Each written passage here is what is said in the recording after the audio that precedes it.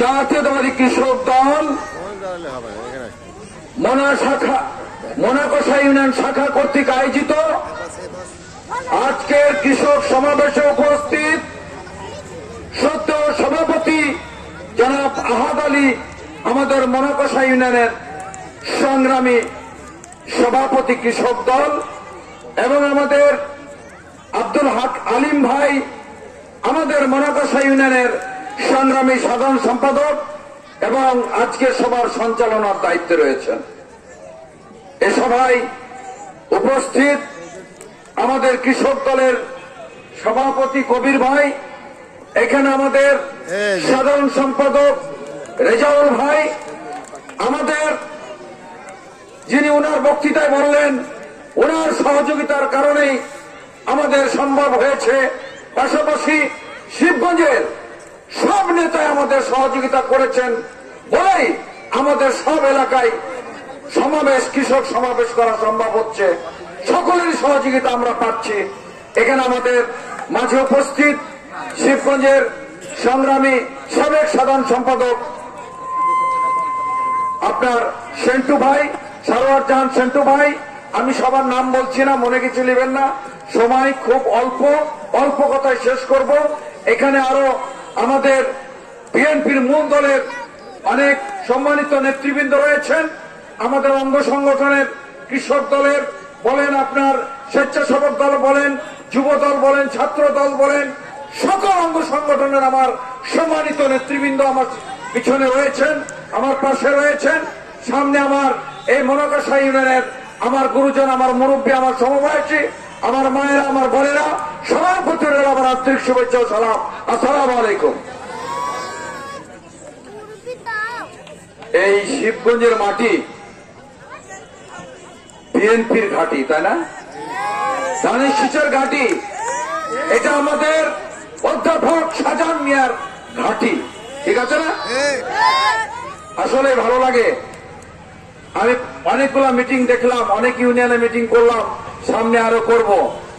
অত্যন্ত সুশৃঙ্খল সুন্দর সম্ভব ওই কারণেই হয়েছে যে শিবগঞ্জ এখনো ধানের শীষের ঘাঁটি, এখনো বিএনপির ঘাঁটি, আগামীতে ধানের শীষের ঘাঁটি থাকবে এবং শাহজাহান ভাইয়ের ঘাঁটি রয়ে থাকবে ইনশাআল্লাহ।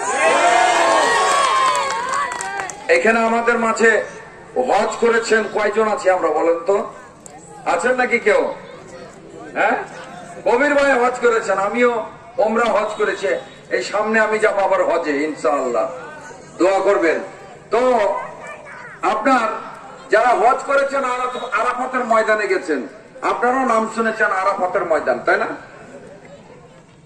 তো আরাফাতের ময়দান বলা হয় যে আরাফাতের ময়দানে পা রাখলে আপনার পিছনে গুনাহগাতা আল্লাহ তাআলা মাফ করে দিবে, ঠিক আছে না? আবার কোন জায়গায় বলে যে আরাফাতের ময়দানে আপনার পা রাখতে যত দেরি হতে পারে, আপনার পিছনে গুনাহগাতা মাফ হতে দেরি হবে না।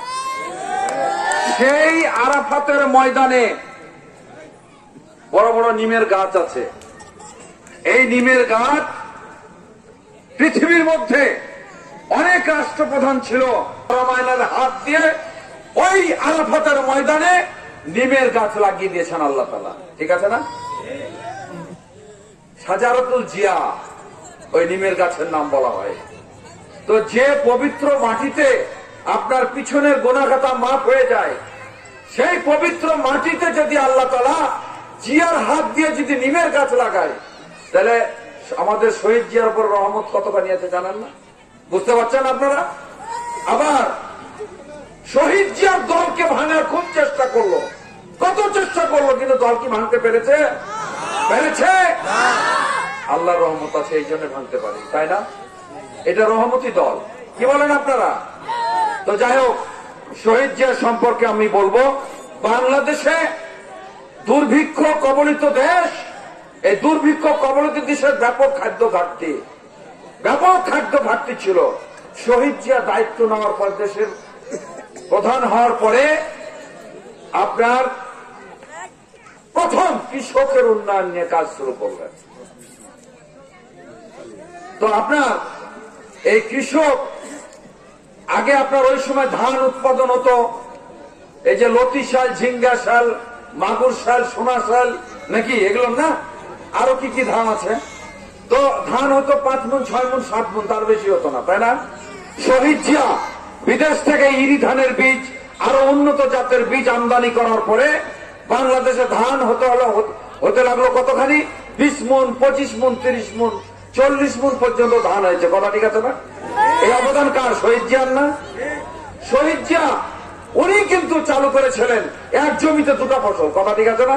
এখন 3টা পর্যন্ত ফসল হয়, তাই না? শহীদ জিয়া আপনার এই যে পল্লী বিদ্যুৎ, এই পল্লী বিদ্যুতের জন্ম দিয়ে গেছেন শহীদ জিয়া। পল্লী বিদ্যুতের মাধ্যমে আপনার জমিতে ওই যে ডিপিএস হালতে বিদ্যুতের মাধ্যমে সেচের ব্যবস্থা করেছিলেন, খাদ্য আরো ব্যাপক উৎপাদন। এইভাবে খাদ্য উৎপাদন হতে হতে আমাদের দেশে খাদ্য ঘাটতি সহ বিদেশে খাদ্য রপ্তানিও হয়েছে। কথা ঠিক আছে না? এই অবদান কার? শহীদ জিয়া।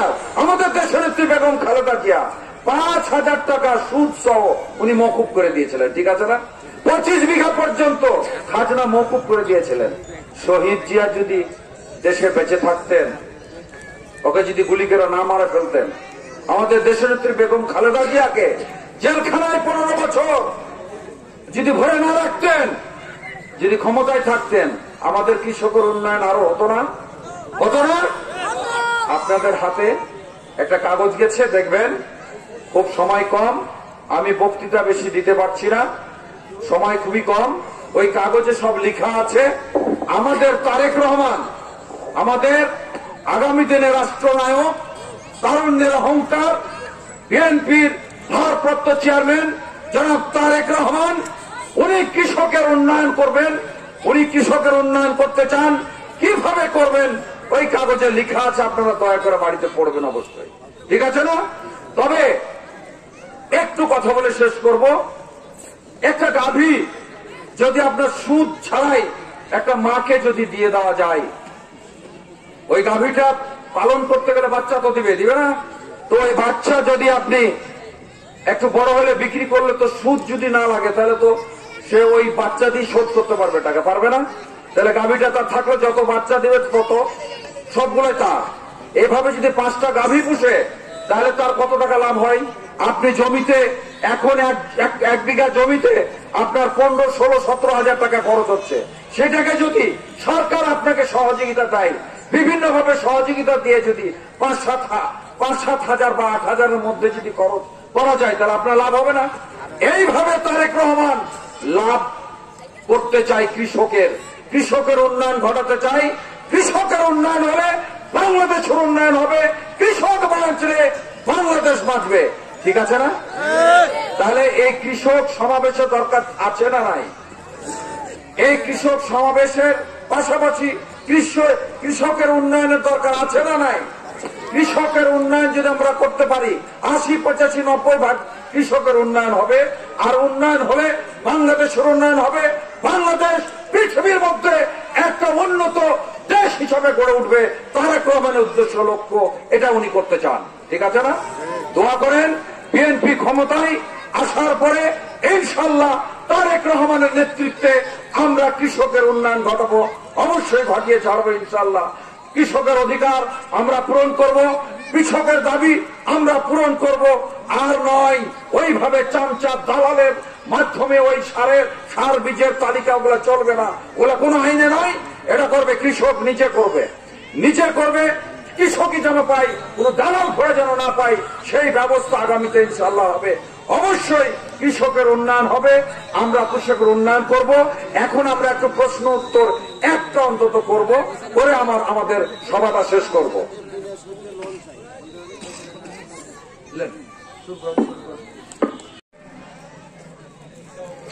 আজকের মোড়াকষা ইউনিয়নের কৃষক সমাবেশের মাননীয় সভাপতি, চাঁপাইনবাবগঞ্জ থেকে আগত কৃষক দলের যুগ্ম আহ্বায়ক এবং সাবেক চেয়ারম্যান উপজেলার আমাদের প্রধান অতিথি তোষী ভাই, উপস্থিত বিএনপির মোনাকোষা ইউনিয়নের বিএনপির নেতৃবৃন্দ ও সামনে উপস্থিত আমার কৃষক ভাইয়েরা, 54 বছর আমাদের হয়ে গেল দেশ স্বাধীন হওয়া।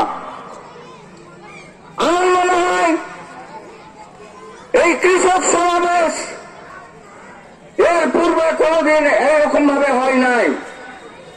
যেভাবে আজ মোনাকোষা ইউনিয়নে কৃষক সমাবেশ হয়েছে, কৃষকেরা উপস্থিত হয়েছে, এইভাবে শাহবাগপুর, মোবারকপুর, দাইপুকুরিয়া, কালসাট, দাইপুকুরিয়া, এর পূর্বে কোনদিন কৃষকের কেউ চিন্তা করেনি। যে চিন্তা করেছিল সে ব্যক্তিকে একমাত্র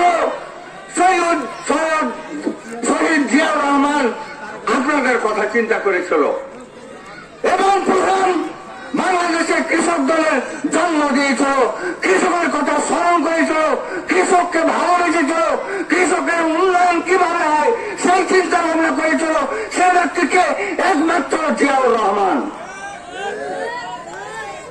এই জিয়াউর রহমানের উন্নয়নকে আরো বেগবান করা এবং কৃষকদের আরো উন্নয়ন করার জন্য এই প্রথম তারেক জিয়া নির্দেশ দিয়েছে বাংলাদেশে কৃষককে সমাবেত করতে, কৃষকের সংগঠনকে শক্তিশালী করতে, সংঘবদ্ধ করতে, কৃষক যেন তাদের দাবি দাওয়া আদায় করতে পারে এবং তাদের সমস্ত সুযোগ সুবিধা যেন সঠিকভাবে উপভোগ করতে পারে, তার জন্য তারেক জিয়া এই কৃষক সমাবেশের নির্দেশ